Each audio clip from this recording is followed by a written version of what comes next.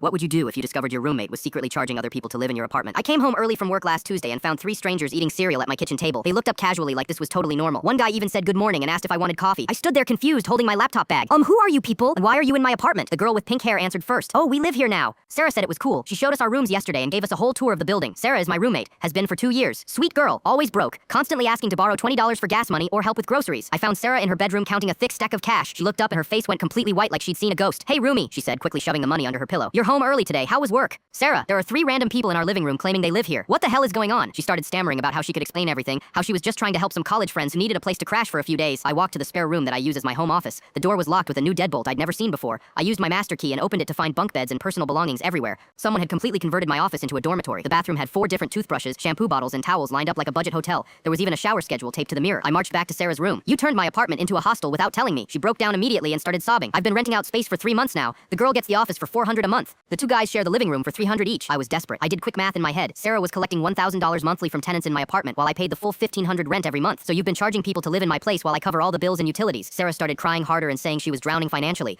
that her student loans were crushing her and she didn't know what else to do to survive. I felt bad for maybe 10 seconds until I remembered something important. Sarah had been bragging about her new designer purse last week and her expensive yoga classes and the weekend trip to Miami with her boyfriend Jake. None of that sounded like someone who was struggling to pay basic bills. The next morning I called my landlord, Mr. Rodriguez. I explained the entire situation and asked what my legal options were. He was absolutely furious. Subletting without written permission violates your lease agreement completely. But since you're reporting it voluntarily and cooperating, I won't start eviction proceedings against you. Just get them out immediately. I gave Sarah's illegal tenants 24 hours to pack up and leave. They were surprisingly understanding and polite once I explained they'd been scammed by someone who had no authority to rent space. But here's where the story gets really interesting. The pink-haired girl named Jessica mentioned she'd been paying Sarah through Venmo for everything. She pulled out her phone and showed me the complete payment history. Sarah had been collecting $1,500 monthly, not the $1,000 she'd admitted to. She'd been lying about the amounts too and pocketing even more money. I screenshotted everything and decided to do more digging on my own. Turns out Sarah had been advertising my apartment on Facebook Marketplace as a trendy co-living space in the hip downtown area. She'd posted photos of my furniture and described amenities I was paying for as selling points for potential tenants. The next day, Sarah tried to negotiate with me. She offered to split the subletting money with me 50-50 going forward if I just let her continue the arrangement. I laughed out loud and told her there was no going forward. I was moving out at the end of the month and she could figure out the full rent payment by herself. That's when she completely panicked and admitted she'd already spent most of the security deposit money and couldn't afford the rent alone without her secret income stream. I moved out 2 weeks later. Sarah had to break the lease early and move back in with her parents in the suburbs. She lost her downtown apartment, had to pay lease breaking fees, and forfeited her security deposit for unauthorized subletting. The beautiful irony here is that she tried to profit off my apartment and ended up losing the best housing deal she'd ever had in her life. Last week she texted me asking if I knew any cheap places available for rent in the area. I replied with a link to the homeless shelter downtown and blocked her number.